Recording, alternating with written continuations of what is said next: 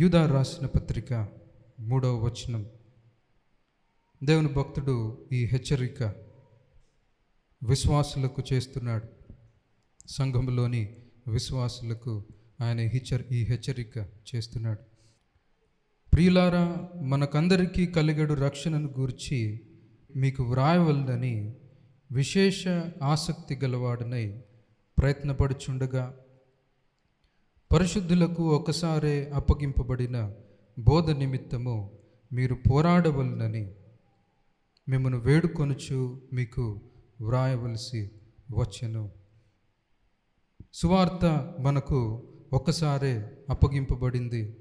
అప్పగింపబడిన ఈ సువార్త కొరకు మనము పోరాడాలి అని దేవుని వాక్యం మనల్ని హెచ్చరిస్తుంది. ఇదిగో ఇలాంటి ఒక రోజున దేవుని భక్తులు సువార్త కొరకు, సువార్త పక్షమున నిలబడి ఉంటున్నారు. కాబట్టి మనమందరము కూడా దాని యొక్క మేలును పొందుతున్నాం.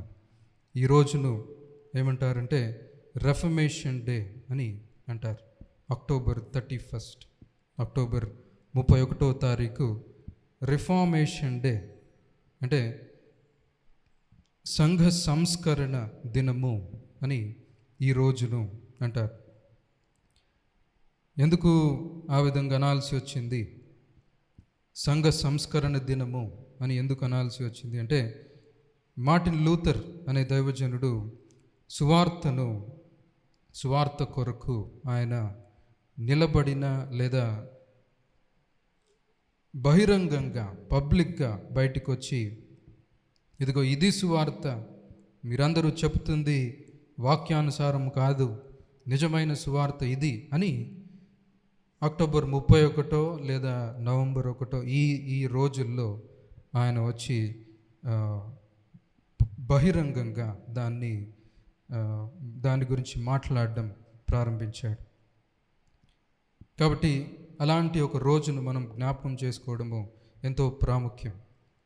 అది సంఘ చరిత్ర అంటే మన చరిత్ర. దేవుని కార్యం ఎలా జరిగింది, దేవుడు ఎలా తన సంఘాన్ని పోషించాడు, ఎలా నడిపించాడు అని మనము జ్ఞాపకం చేసుకోవాల్సిన అవసరత ఉండి ఉంటుంది. ఆది సంఘంలో దేవుడు తన పనిని ప్రారంభించాడు. అపోస్తల కార్యము వ్రాయబడింది. ఇంకా అపోస్తల కార్యం అయిపోయిన తర్వాత డైరెక్ట్ మనమే లేం. ఆ మధ్యలో ఎంతో పని, ఎన్నో కార్యాలు దేవుడు జరిగించి ఉంటున్నాడు. కాబట్టి మనము ఒక పెద్ద పనిలో భాగంగా మనమున్నామని ఇదిగో ఇలాంటి రోజులు మన జ్ఞాపకం చేస్తాయి. ఒక గొప్ప విమోచన కార్యంలో మనం భాగస్థులముగా ఉన్నాం. అపోస్తలుల క్రింద చక్కగా సువార్త పరిచర్య జరిగింది. అపోస్తలుల తరువాత, ఆది సంఘం తరువాత ఒక 3 లేదా 4 తరముల వరకు దేవుని సువార్త చక్కగా వెళుతుంది. అయితే క్రమంగా ఏం జరిగింది అంటే, సువార్త కనుమరుగవడం ప్రారంభమైంది. పద్ధతులతోటి, మనుషులు కల్పించిన పద్ధతులతోటి తమను తాము రక్షించుకోవడానికి ప్రయత్నిస్తున్నారు. ఇదిగో అది వాస్తవానికి సందర్భం.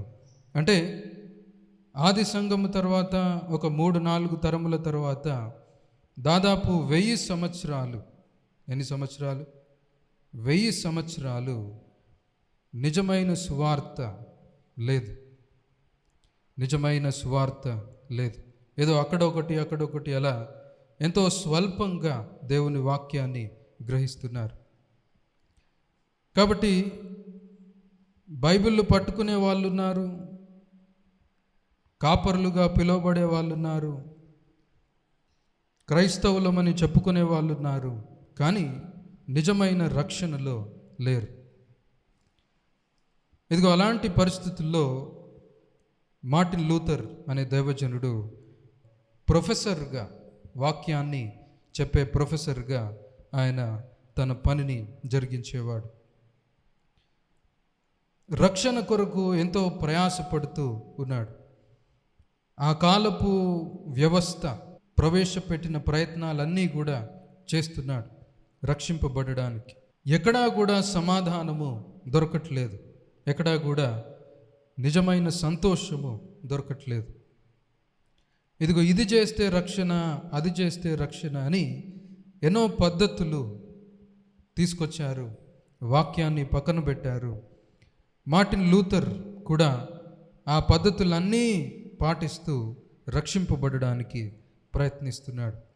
ఎక్కడ నెమ్మది దొరకక, సంతోషం దొరకక వేదన పడుతూ ఉంటున్నప్పుడు దేవుడు తన కృపను బట్టి తన వాక్యాన్ని దేవుని భక్తునికి గ్రహింపజేశాడు.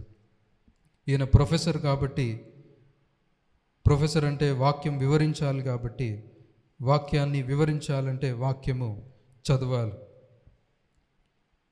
ఇంకా ఒక్కొక్క పత్రికను చదువుతూ, ప్రాముఖ్యంగా రోమా పత్రికను ఆయన చెబుతూ, దాన్ని చదువుతూ, కీర్తనల గ్రంథము దాన్ని బోధిస్తూ, దాన్ని చదువుతూ, విశ్వాసము ద్వారా ఒక వ్యక్తి రక్షింపబడతాడు. యేసుక్రీస్తు పాప ప్రాయశ్చిత్తమై సిలువ త్యాగము ఆయన చేశాడు. రక్షణ ఆయన సిలువలో సంపూర్తి చేశాడు. మనం చేయాల్సింది ఏంటంటే దాన్ని ఆశ్రయించడమే, దాని యందు విశ్వాసం ఉంచడమే. ఆ మాట చదివి దాన్ని గ్రహించి స్టూడెంట్స్కి చెప్పడం ప్రారంభించాడు. దాన్ని ధ్యానిస్తూ సంతోషిస్తున్నాడు. ఒక దగ్గర ఏమంటాడంటే, అది గ్రహించగానే నా కట్లన్నీ కూడా తెంపివేయబడినట్లు అయ్యాయి అని తన సాక్ష్యం చెప్తాడు. సువార్తను గ్రహించడం ద్వారా విస్తారమైన నెమ్మది, సంతోషము విశ్వాసులకు కలుగుతుంది. స్టూడెంట్స్కి వివరించడం ప్రారంభించాడు, తన తోటి వారితో మాట్లాడుతున్నాడు. సరైన సందర్భము వచ్చినప్పుడు ఏం చేశాడంటే బయటకి బహిరంగంగా దాని గురించి మాట్లాడడం ప్రారంభించాడు. ఇదిగో ఈరోజు అలాంటి క్రియ జరిగింది. దాన్ని మనం అందరము జ్ఞాపకం చేసుకోవడము ఎంతో ప్రాముఖ్యం. ఏం చేస్తాడంటే కొన్ని పాయింట్స్ ఒక పేపర్ పైన రాసి అది చర్చ్ డోర్ పైన ఆయన పెడతాడు. ఆ కాలంలో అలా పెట్టడము సహజమే. ఇదిగో మీరు చేసేది ఇది తప్పు, వాక్యం చెప్తుంది ఇది, మీరు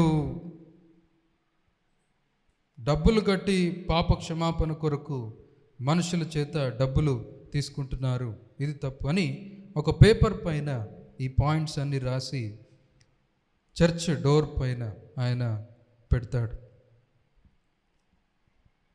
అయితే పెద్ద పోరాటం చేయాలని అనుకోలేదు. దేవుడు ఈ వ్యక్తి యొక్క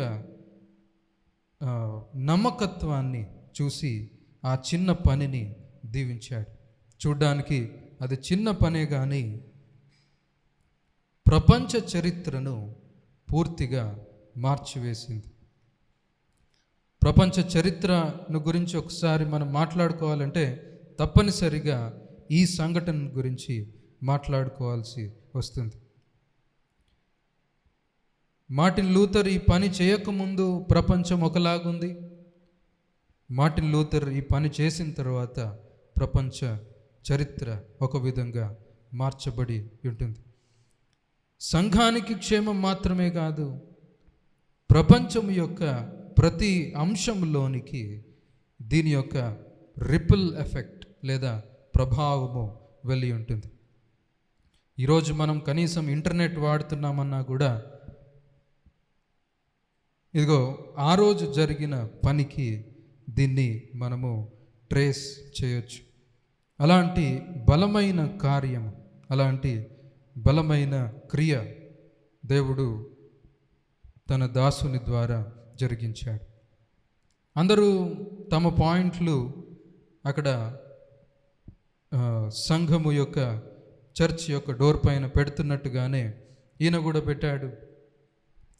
దాన్ని కొందరు తీసుకొని తమ స్వంత భాషలోనికి తర్జుమా చేశారు ఆ చిన్న పత్రికను. తర్జుమా చేసిన కొన్ని రోజుల్లోనే జర్మనీ దేశమంతా ఆ పత్రికలు వ్యాప్తి చెందాయి. ఒక 2-3 వారాల్లో. ఆ తర్వాత అక్కడి నుండి యూరోప్ ఖండం అంతా ఆ పత్రిక వ్యాప్తి చెందింది. ఓహో, ఇది నిజమైన సువార్త, మనం మోసగించబడుతున్నాం, ఇదిగో ఈ వ్యవస్థ మనల్ని మోసపరుస్తుంది అని ప్రజలు తెలుసుకోవడం, ఒకరి తర్వాత ఒకరు తెలుసుకోవడం ప్రారంభించి, దేవుడు 1000 సంవత్సరాలుగా ఉంటున్న ఆ వ్యవస్థని, క్యాథలిక్ వ్యవస్థని నెమ్మదిగా కూల్చివేయడం ప్రారంభించాడు. లూథర్ అనుకోకుండానే ఏం చేశాడంటే ఆ వ్యవస్థ యొక్క పునాది పైనే దెబ్బ పెట్టాడు అని మనము చెప్పొచ్చు. దేవుడు అంతకాలముగా ఉంటున్న ఆ అబద్ధపు మనుషులను మోసగిస్తున్న, వాక్యమునే పట్టుకొని మనుషులను మోసగిస్తున్న ఆ వ్యవస్థను కొట్టివేసిన ఒక రోజుగా మనము ఈ రోజును చూడొచ్చు. మనమందరము జ్ఞాపకం ఉంచుకోవలసిన దినము, మనందరి జీవితాలను ఆత్మీయంగా, శారీరకంగా ప్రభావితము చేసిన దినముగా మనము దాన్ని జ్ఞాపకం చేసుకోవచ్చు. ఇదిగో లూథర్ ఆ రోజు ఏం చేశాడు, ఆ రోజు వాస్తవానికి ఏం జరిగింది అని అంటే, పరిశుద్ధులకు ఒక్కసారే అప్పగింపబడిన బోధ నిమిత్తము మీరు పోరాడవలనని మిమ్మల్ని వేడుకొనుచున్నాను. యూదా పత్రికలో ఈయన చెప్పిన ఆజ్ఞను దేవుని భక్తుడు పాటించాడంతే. ఇది దేవుని చేత అప్పగింపబడిన బోధ, మనకు అర్థమైంది, మన చేతుల్లోనికి వచ్చింది. దీని కొరకు ఏం చేయాలి? పోరాడాలి. ఆ చిన్న పత్రికలో ప్రిఫెస్లో ఏమంటాడంటే, out of love for truth, సత్యము పైన ప్రేమతో నేను ఇవి రాస్తున్నాను. సత్యము కొరకు, వాక్యము కొరకు నిలబడుతూ ఇవి నేను రాస్తున్నాను. ఎంత కష్టమైన పని అంటే, వాళ్ళు ఒకవేళ ఆజ్ఞాపిస్తే ఈయనను అక్కడనే చంపేయచ్చు. ఇదిగో ఒక రాజుకు ఎదురు తిరిగినట్లు, ఒక పెద్ద నాయకునికి ఎదురు తిరిగినట్లు దేవుని వాక్యము కొరకు, దేవుని వాక్యం చేత పట్టుకొని దేవుని భక్తుడు నిలబడుతున్నాడు. పోరాడవలను అనే మాట అక్కడ మనం చూస్తున్నాం. చూడండి, వాక్యాన్ని గ్రహించడము ఎంత కీలకమైందో ఆ సంఘటనను బట్టి మనం చూడొచ్చు. నిజంగా అక్కడ ఉంటున్న పరిస్థితి ఏంటి అని అంటే, సాధారణమైన సామాన్య జనుల చేతుల్లో వాక్యం లేదు. ఎందుకంటే అది లాటిన్ భాషలో ఉంది. లాటిన్ భాష ఎవరికీ రాదు. సేవకు వచ్చిన వాళ్ళు నేర్చుకోవాలి, వాళ్ళు మాత్రమే బైబిల్ చదవాలి, వాళ్ళు మాత్రమే బైబిల్ వివరించాలి. సాధారణ మనుష్యుడు బైబిల్ చదివినా, బైబిల్లో ఉన్న చిన్న మాటలు చెప్పినా వారిని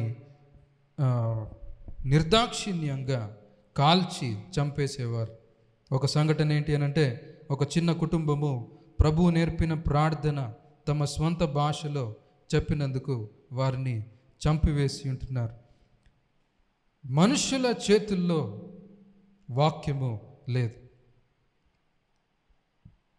దానికి తోడుగా ఏం జత అయింది అంటే, వాక్యం చెప్పే వాళ్లకు వాక్యము తెలియదు. చూస్తున్నారా? పాస్టర్లు లేదా ప్రీస్ట్స్ అనే వాళ్ళ దగ్గరనే వాక్యం ఉంది. వాళ్ళు మాత్రమే వారానికి ఒకసారి వాక్యం చెప్తారు. ఆ చెప్పేవాడు కూడా తెలియదు, చెప్పినా ఏదేదో చెప్తూ ఉంటాడు. వాక్యం చెప్పే వాళ్ళకు కూడా వాక్యము తెలియదు. దానికి తోడు ఇంకొకటి ఏం జత అయింది అంటే, తర్జుమా చేయబడిన ఈ గ్రంథంలో తప్పులు ఉండి ఉంటున్నాయి. ఎంత కీలకమైన తప్పులు అంటే, ఎక్కడైతే రక్షణను గురించి రాయబడ్డాయో సరిగ్గా ఆ పదాలే తప్పుగా తర్జుమా చేసి ఉంటున్నారు. ఇక చూడండి, ఎంత భయంకరమైన వాక్యలేమి అనే కరువులో వాళ్ళు ఉన్నారు. వాళ్ళ దగ్గర వాక్యం లేదు, చెప్పేవారికి వాక్యం తెలియదు. ఉన్న తర్జుమాలో, లాటిన్ భాషలో ఉన్న ఆ కీ పాయింట్స్ దగ్గర తప్పుడుగా ట్రాన్స్లేట్ చేయబడ్డాయి. ఈ 95 థీసిస్లో మార్టిన్ లూథర్ పెట్టిన మొదటి అంశము అదే. మత్తయి సువార్త 4వ అధ్యాయం 17వ వచనంలో, అప్పటి నుండి యేసు పరలోక రాజ్యము సమీపించి ఉన్నది గనుక మారు మనస్సు అనే పదము మనకు చక్కగా తర్జుమా చేయబడింది. పరలోక రాజ్యం వచ్చేసింది కాబట్టి మారు మనస్సు పొందుడి అని యేసుక్రీస్తు ప్రభువు చెప్తే, వాళ్ళ చేతుల్లో ఉన్న బైబిల్లో ఎలా తర్జుమా చేయబడింది ఆ మాట అంటే, పశ్చాత్తాపపడండి లేదా దుఃఖపడండి, పాపమునకు తగిన ప్రాయశ్చిత్తము చేయండి అని అర్థం వచ్చే మాట అక్కడ తర్జుమా చేయబడి. చూస్తున్నారా, సరిగ్గా ఎక్కడైతే రక్షణను గురించి నా మాట ఉంటుందో, మారు మనసు పొందడం అంటే మనకు మనము శిక్షించుకోవడం అనే పదము అక్కడ వ్రాసాడు. లాటిన్ భాషలో జెరోమ్ ట్రాన్స్లేట్ చేసిన బైబిల్. అదొకటే బైబిల్ ఉండేది, అదొకటే బైబిల్ అందరి దగ్గర ఉండేది. ఇదిగో ఆ బైబిల్లో ఏమనుంది అంటే, డూ పెనెన్స్. పెనెన్స్ అనే మాట ఎప్పుడైనా విన్నారా? పెనెన్స్ అంటే నీవేదైనా పాపం చేస్తే వెళ్ళి ఫాదర్కి చెప్పాలి.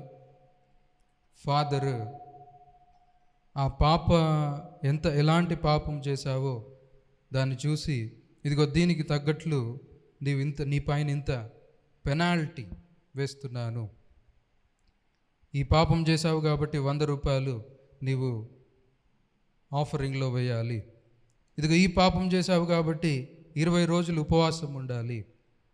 దాన్ని పెనెన్స్ అని అంటారు. అది ఎక్కడి నుండి పుట్టుకొచ్చింది అంటే, ఇదిగో ఇక్కడి నుండి. పరలోక రాజ్యం వచ్చేసింది కాబట్టి డూ పెనెన్స్, ప్రాయశ్చిత్తము చేసుకోండి, పశ్చాత్తాపపడుతూ శిక్ష విధించుకోండి, అప్పుడు రక్షణ వస్తుంది అని తప్పుడు తర్జుమా ఉన్న ఆ గ్రంథము వారి చేతుల్లో ఉండి ఉంటుంది. ఇంకా చూడండి, సామాన్యమైన జనుల యొద్ద వాక్యం లేదు, ప్రకటించేవారు రక్షింపబడలేదు, సువార్త తెలియదు, వాక్యం తెలియదు. ప్రకటిస్తున్న గ్రంథంలో కూడా కీలకమైన వచనాల్లో పొరపాట్లు ఉండి ఉంటున్నాయి. అపోస్తల కార్యం 2వ అధ్యాయం 37వ వచనం, పేతురు ఆత్మపూర్ణుడై యేసుక్రీస్తు యొక్క సువార్తను గురించి ప్రకటించాడు. ప్రకటించగానే 37వ వచనం, వారి ఈ మాట విని హృదయంలో నొచ్చుకొని, సహోదరులారా మేమేమి చేతుమని పేతురును కడమ అపోస్తలులను అడుగగా, పేతురు, మీరు మారు మనస్సు పొంది పాపక్షమాపణ నిమిత్తము ప్రతివాడు యేసుక్రీస్తు నామమున బాప్తిసం పొందుడి, అప్పుడు మీరు పరిశుద్ధాత్మను వరము పొందుదురు. ఇక్కడ కూడా మారు మనస్సు అనే మాట ఉంది. పేతురు సువార్త ప్రకటించాడు, అయ్యా మీరు పాపం చేశారు, యేసుక్రీస్తునే మీరు సిలువ వేశారు, క్రీస్తును సిలువ వేశారు అని చెప్పగానే వాళ్ళు భయంతో, అమ్మో మా మీదికి శిక్ష వస్తుంది, హృదయంలో నొచ్చుకొని పేతురు దగ్గరకు వచ్చి ఏమంటారంటే, అయ్యా మేము ఏం చేయాలి, మరి రక్షింపబడడానికి ఏం చేయాలి, ఈ శిక్ష నుండి తప్పించబడడానికి ఏం చేయాలి అంటే ఏమంటున్నాడు పేతురు? మీరు మారు మనస్సు పొందుడి. ఇది మనకు సరిగ్గానే ఉంది. కానీ అప్పుడు చదువుతున్న బైబిల్లో, లాటిన్ భాషలో ఉంటున్న ఒకే బైబిల్లో ఏమన్నది అంటే, డూ పెనెన్స్, ప్రాయశ్చిత్తము కొరకు ఏదైనా చేయండి, పశ్చాత్తాపపడండి, శిక్ష విధించుకోండి, అప్పుడు ఇదిగో మీకు రక్షణ కలుగుతుంది అని ఈ తప్పుడు తర్జుమా ఉన్న బైబిల్. చూస్తున్నారా? భయంకరమైన వాక్యలేమి ఉన్నట్లు ఆ కాలంలో ఉన్నట్లు మనం చూడొచ్చు. లూథర్ రాసిన 95 థీసిస్లో మొదటి మాట ఇది. ఆ 95 పాయింట్లు మనం చూడడానికి సమయం లేదు, కానీ ముఖ్యంగా మనకు కనబడుతుంది ఏంటి అనంటే, వాక్యము కొరకు ఆ వ్యక్తి నిలబడ్డాడు. వాక్యము ఎవరికి గ్రహింపలేని స్థితిలో ఉంది. మరి లూథర్కి ఎలా అర్థమైంది అనంటే, అప్పుడే ఒక ఆయన గ్రీకు భాషలోనికి, పౌలు ఏ భాషలో రాశాడో, పేతురు ఏ భాషలో రాశాడో, అపోస్తలులు ఏ భాషలో రాశారో ఆ భాషలోనికి బైబిల్ని తీసుకొని వచ్చాడు. దాన్ని అందరూ చదవడం ప్రారంభించారు. దాంట్లో ఒకడు మార్టిన్ లూథర్. భయముతో భక్తితో రక్షింపబడాలని ఆశ కలిగి ఉన్నాడు. ఏ విధము చేతనైనా ఈ శిక్ష నుండి విడిపించబడాలని పరిశుద్ధాత్మని చేత ఒప్పించబడుతున్నాడు. దేవుని కృప ద్వారా దీన్ని గ్రహించాడు.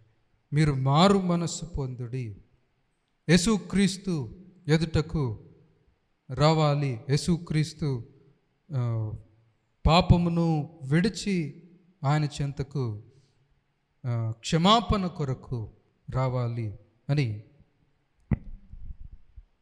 దాన్ని గ్రహించాడు. దాంతోపాటు ఇంకొక వచనము, క్రీస్తునందు విశ్వాసముంచు వారిని దేవుడు నీతిమంతులుగా ఎంచుతాడు. అది కూడా ఇంకొక కీలకమైన వచనం.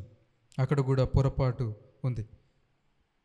పాత బైబిల్లో అక్కడున్న మాట ఏంటి అనంటే, యేసుక్రీస్తునందు విశ్వాసం ఉంచండి, ఆయన మిమ్మల్ని నీతిమంతులుగా చేస్తాడు.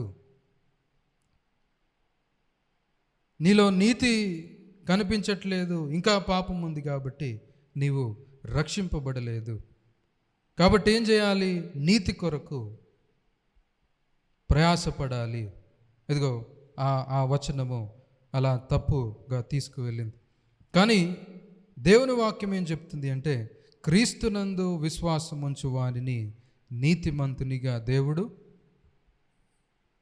చెప్పాలి ఎంచుతాడు. He will count you as righteous. ఒక జడ్జి ఏ విధంగా అయితే ఇదిగో ఇతడు నిరపరాధి అని ఎంచుతాడో, ఆ విధంగా లీగల్గా క్రీస్తు యొక్క నీతిని బట్టి దేవుడు మనల్ని నీతిమంతులుగా ఆయన ఎంచుతాడు. ఆయన కృపను బట్టి ఆ రక్షణ మనకు కలుగుతుంది. ఇదిగో అది దేవుని భక్తుడు లేవనెత్తడం ప్రారంభించాడు. వాక్యం వింటున్న మనం కూడా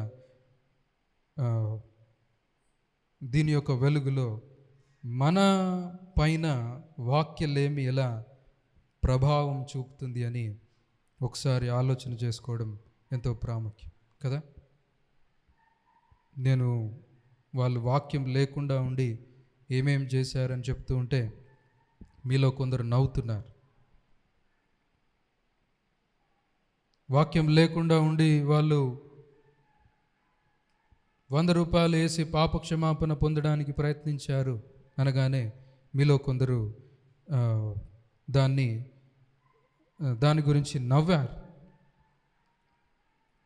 మరి మన స్థితి కూడా ఆ విధంగా నవ్వుల పాలు కాకుండా ఉండాలి అంటే దేవుని వాక్యాన్ని గ్రహించడం. వాక్యలేమి ఉన్నట్లయితే అలాంటి దుఃఖకరమైన పనులు మన జీవితాల్లో కూడా మనం చేస్తాం. యేసుక్రీస్తు ప్రభు దగ్గరికి కొందరు వచ్చి, అయా, పరలోక రాజ్యంలో ఈమె ఎవరికి భార్య అయిపోద్ది? పరలోక రాజ్యంలో మరి ఈమెకు భర్త ఎవరైతారు అని పెద్ద ప్రశ్న తెచ్చి ఆయన దగ్గర పెడతారు. ఆ స్త్రీకి ఒక వివాహమైంది, ఆయన చనిపోయాడు. ఇంకొక వివాహమైంది, ఆయన చనిపోయాడు. ఇంకొక వివాహమైంది, ఆయన చనిపోయాడు. అంటే వీళ్ళు సృష్టించారు కదా. మరి పరలోకం వెళ్ళిన తర్వాత ఈమెకు ఎవరు భర్తగా ఉంటారు అని ప్రభు దగ్గరకు వచ్చి ప్రశ్న అడిగితే ప్రభు ఏమన్నాడు? దేవుని వాక్యము కానీ దేవుని శక్తిని కానీ ఎరుగక మీరు పొరపాటు పడుచున్నారు. You do not know the scriptures, neither the power of God. ఇదిగో అందుకే ఎర్రర్లో ఉన్నారు, లేకపోతే పొరపాటు పడుచున్నారు. మన జీవితాల్లో కూడా పొరపాట్లు ఎందుకు జరుగుతాయి అనంటే ఒక కారణము వాక్యలేమి. వాక్యము మన చేతుల్లో ఉన్నా కూడా మనము చదవము, దానికి సమయం ఇవ్వము. దానికి పైగా ఏమనుకుంటామంటే అంతా తెలిసిందే కదా అని అనుకొని వాక్యం చెబుతూ ఉంటే కూడా చెవులు ఎక్కడో ఉంటాయి. ఎంత దుఃఖకరమైన పరిస్థితి. ఇదిగో సంఘ చరిత్రలో జరిగిన ఈ సంఘటన మనల్ని మేలుకొల్పాలి, మనకు హెచ్చరికగా ఉండాలి. 1000 సంవత్సరాలు వాక్యాన్ని నిర్లక్ష్యం చేశారు గనుక, వాక్యాన్ని గ్రహించక 1000 సంవత్సరాలు శ్రమపడి ఉంటున్నారు, మోసపరచబడి ఉంటున్నారు. ఇదిగో నీవు నేను కూడా వాక్యాన్ని గ్రహించకపోతే, వాక్యము నాకు సమయం ఇవ్వకపోతే పొరపాట్లు మన జీవితాల్లో, నవ్వుల పాలయ్యే పొరపాట్లు మన జీవితాల్లో మనం చేసే అవకాశం ఉంది. ఇదిగో ఆ కాలంలో లూథర్ దేవుని వాక్యము కొరకు నిలబడ్డాడు. దేవుని వాక్యాన్ని గ్రహించి దేవుని వాక్యము కొరకు నిలబడ్డాడు. మనకు కూడా ఆ హెచ్చరిక. యూదా, ఇస్కరియోతు యూదా కాదు, ఇస్కరియోతు యూదా కాకుండా ఇంకొక శిష్యుడు యూదా మనకి హెచ్చరిక చేస్తున్నాడు. పరిశుద్ధులకు ఒక్కసారే అప్పగింపబడిన బోధ నిమిత్తము మీరేం చేయమంటున్నాడు? పోరాడవలనని మిమ్మును వేడుకొనుచున్నాను. ప్రతి విశ్వాసి పైన ఈ బాధ్యత ఉండి ఉంటుంది.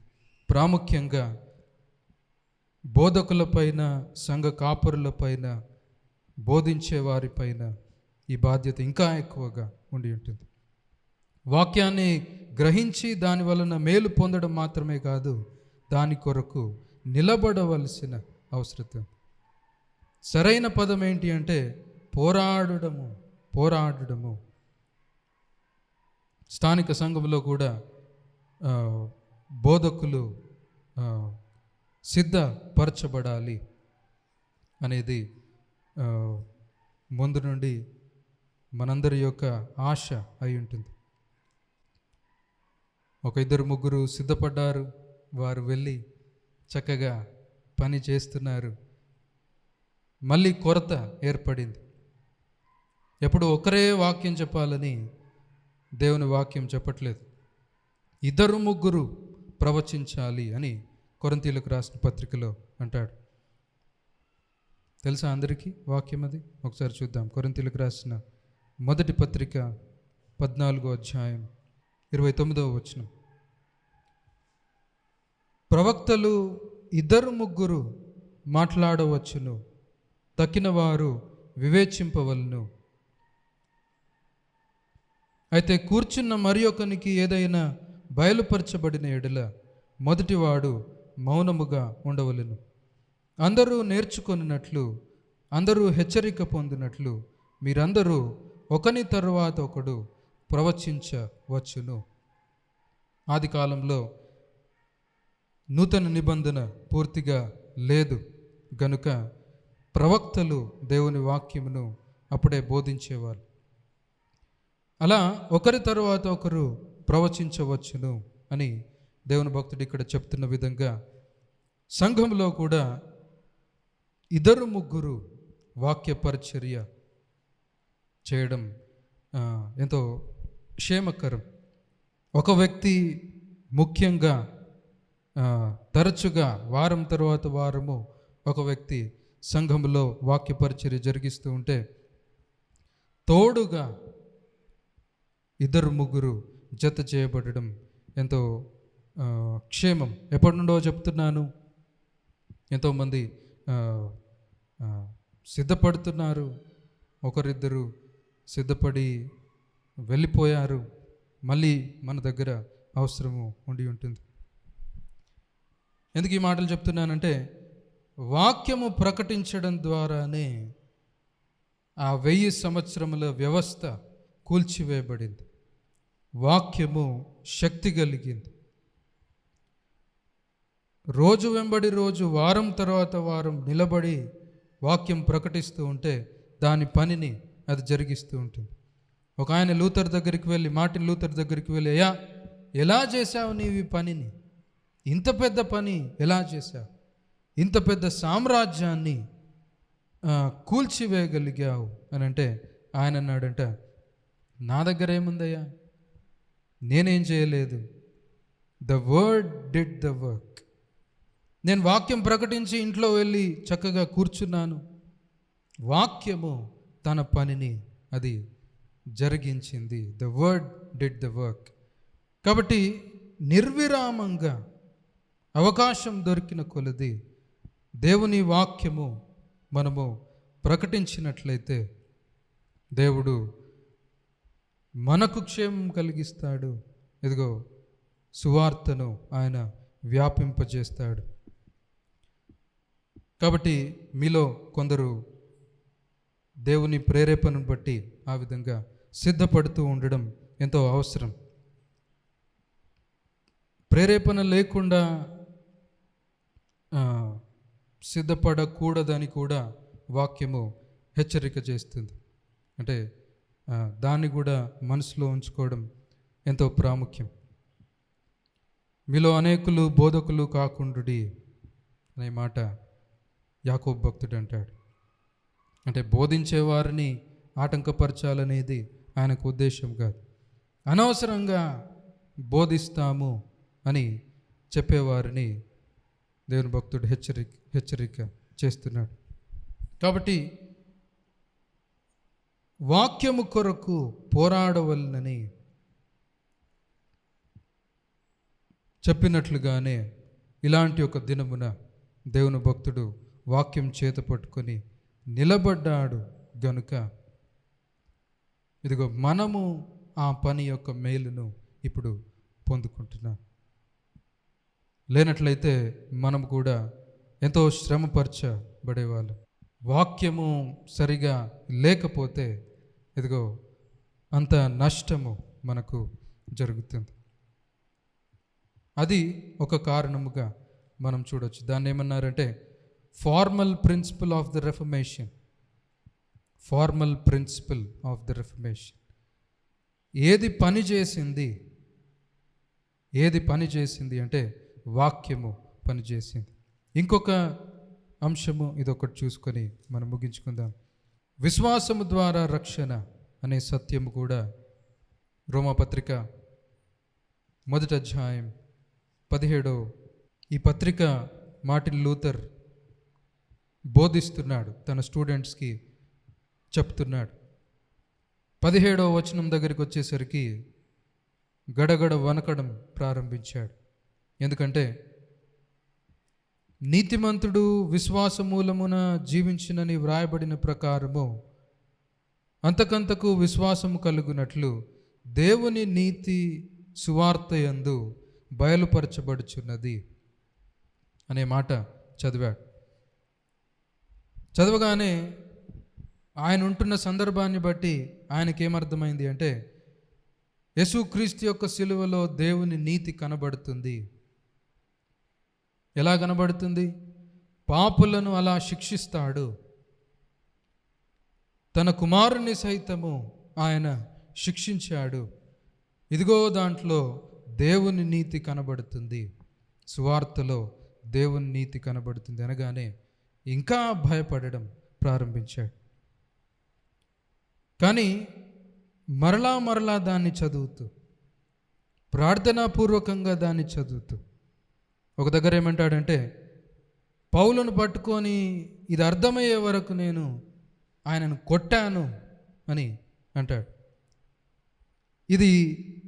ఈ వచనం నాకు అర్థం అవ్వాలి అని అంతగా ప్రయాసపడుతూ చదువుతున్నప్పుడు వెంటనే ఏమర్థమైంది అంటే, దేవుడిచ్చే నీతి దాని యందు బయలుపరచబడుచున్నది. ఏం కనబడుతుంది సువార్తలో? నీతిమంతుడు విశ్వాస మూలమున జీవించునని వ్రాయబడిన ప్రకారము దేవుని నీతి దానిలో బయలుపరచబడుచున్నది. అబ్బా, ఉచితంగానే నమ్మినందుకు దేవుడు తన నీతినిస్తున్నాడు, నా పాపమంతా కొట్టివేయబడుతుంది, నీతిమంతునిగా విశ్వాసమును బట్టి నేను బ్రతుకుతాను అనే ఆ గ్రహింపులోనికి దేవుని భక్తుడు వచ్చి ఉంటున్నాడు. ఇది కూడా ప్రాముఖ్యమైన సత్యముగా ఆ 95 థీసిస్లో మనం చూడొచ్చు. యేసునందు విశ్వాసం ఉంచండి, పోపు పైన కాదు, ఆయన పెట్టిన పద్ధతుల పైన కాదు, యేసునందు విశ్వాసము చేత ఆయన సిలువ యొక్క ఐశ్వర్యమును బట్టి మనకు నీతి దొరుకుతుంది, అంతేగాని ఈ పద్ధతులను బట్టి మనకు నీతి కలగదు అని విశ్వాసము ద్వారా కృపచేతనే రక్షణ, క్రీస్తునందు విశ్వాసము ద్వారా కృపచేతనే రక్షణ అనే సత్యము కూడా 95 పాయింట్లలో ప్రాముఖ్యంగా మనము చూస్తాం. ఎందుకు ఇంత ప్రయాసపడుతున్నాడంటే, పేద ప్రజలను సైతం వాళ్ళ దగ్గర డబ్బులు లాక్కొని వాళ్ళని హింసిస్తూ ఉన్నప్పుడు ఇది గ్రహించి, అయ్యో నిజమైన సువార్త ఇది, విశ్వసిస్తే ఉచితంగానే క్షమించబడతాం, మనం చెల్లించాల్సిందేమీ లేదు, ఆయన దయను బట్టి క్రీస్తు యొక్క మెరిట్ను బట్టి మనం రక్షింపబడతాం అని ప్రకటించడం ప్రారంభించాడు. ఇక్కడ కూడా ఎవరైనా ఇంకా రక్షణ లేక ఉన్నట్లయితే, ఇదిగో యేసుక్రీస్తు యొక్క సువార్త ఘనత ఇది. కేవలము ఆయనను ఆశ్రయిస్తే నీ ప్రతి పాపము క్షమించి వేయబడుతుంది. ఆయనను హత్తుకొని ఆయన కొరకు నమ్మకంగా ఆ తదుపరి నుండి నీవు జీవించగలుగుతావు. విశ్వాసము ద్వారా రక్షణ అనేది ఇంకొక ముఖ్యమైన పాయింట్గా దాంట్లో మనం చూడొచ్చు. దాన్ని ఏమన్నారంటే material principal of the reformation. అంటే మెటీరియల్ అంటే ఏంటి? నాకైతే ఏం గుర్తొస్తుంది అంటే, మాంసం సందర్భాన్ని బట్టి అలా పోల్చుతున్నాను. ఈ జరిగిన ఈ పోరాటం అంతటిలో ఆ మెటీరియల్ ఏంటి అంటే, విశ్వాసము ద్వారా రక్షణ, జస్టిఫికేషన్ బై ఫెయిత్. పని జరిగించిందేమో వాక్యము, ఫార్మేషన్లోనికి తీసుకొచ్చింది వాక్యము. జరిగిన పని ఏంటి అని అంటే, విశ్వాసము ద్వారా రక్షణ అనే ముఖ్యమైన కార్యము జరిగింది. దీనిపైనే సంఘము ఆధారపడి ఉంది అని మార్టిన్ లూథర్ అంటాడు. The church will stand or fall on this article.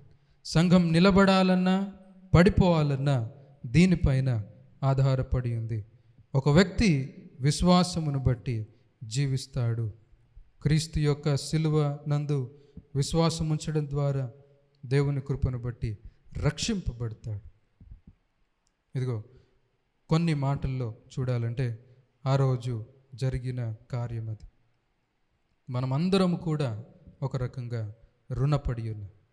మనమందరం, మీలో కొందరు ఆసక్తిగా వింటున్నారు, కొందరు అంటే అర్థం కాక, కొందరు అనాలోచితంగా వింటున్నారు. కానీ ఒక విషయం జ్ఞాపకం ఉంచుకోవాల్సింది ఏంటి అని అంటే, వాక్యము కొరకు సువార్తను గ్రహించి ఆ దైవజనుడు ఆ రోజు నిలబడ్డాడు గనుక సువార్త ప్రబలమై వ్యాపించడం ప్రారంభమైంది. ఇదిగో నీవు రక్షింపబడ్డావు. దేవుని కృప మనకు దొరికి ఉంటుంది. ప్రభును స్తుతిస్తూ మనం తప్పనిసరిగా కృతజ్ఞతాస్తుతులు చెల్లించాలి. మంచిది. అందరం తలలు వంచినట్లయితే ప్రార్థన చేసుకుందాం.